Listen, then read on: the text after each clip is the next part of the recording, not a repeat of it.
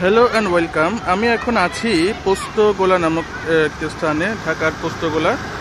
আর এই দিকে আপনারা দেখতে পাচ্ছেন, এটি হচ্ছে ঢাকা এক্সপ্রেসওয়ে, যেটি যাত্রাবাড়ি থেকে শুরু করে এই যে এইখান থেকে বুড়িগঙ্গা হয়ে ওপারে চলে গিয়েছে।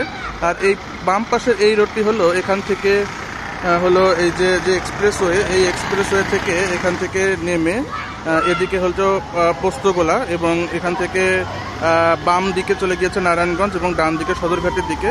তো আজকে আমি আপনাদেরকে দেখাবো এই যে এক্সপ্রেসওয়ে এবং বুড়িগঙ্গা যে সেতু, সেই সেতু এবং সেখান থেকে যে পোস্তগোলার দিকে যে রোডটা নেমেছে, সেই যে জায়গাটি, এই জায়গাটির ফাঁকে কিছুটা জায়গা রয়েছে। এই জায়গাটিকেই এই এলাকার স্থানীয় এলাকার মানুষেরা কিন্তু খেলার মাঠ বানিয়ে নিয়েছে।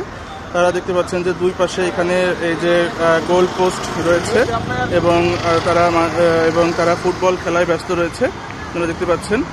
আর এই যে জায়গাটি, এই জায়গাটিতে যে খেলাধুলা করা যাবে সেটিকে এস্টাবলিশ করার জন্য এখানে তারা বিভিন্ন দেয়াল লিখনও লিখে রেখেছে। দেখুন, এই যে খেলার কোনো বয়স নেই, শারীরিক খেলাধুলা এমন একটা ব্যায়াম, এইসব। তারপরে যে খেলায় জয়ের পাশাপাশি পরাজয়কে মেনে নিতে হবে, এবং ক্রীড়া শক্তি, ক্রীড়া বল, মাদক ছেড়ে মাঠে চল, এইসব তারা দেয়াল লিখন লিখেছে। কারণ যেন তাদের এখানে যে খেলাধুলা করা যাবে এবং এটা যে খেলার জন্য একটা পারফেক্ট জায়গা, সেটি যেন তারা এখানে এস্টাবলিশ করতে পারে। আর এর পাশেই এখানে রয়েছে, আপনারা দেখতে পাচ্ছেন, এটি হচ্ছে একটি পিক আপ স্ট্যান্ড।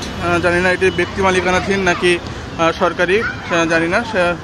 সো এই জিনিসটাই আসলে আপনাদেরকে দেখানো ছিল যে পোস্তগোলাবাসীর একটি খেলার জায়গা, যেটি রাস্তার মাঝখানে অবস্থিত। রাস্তার যে ডিজাইন, সেই ডিজাইনের কারণে এই জায়গাটি হয়তো এভাবে মানে বের হয়েছে, এবং সেই জায়গাটিকেই তারা একটি খেলার জায়গা করে নিয়েছে।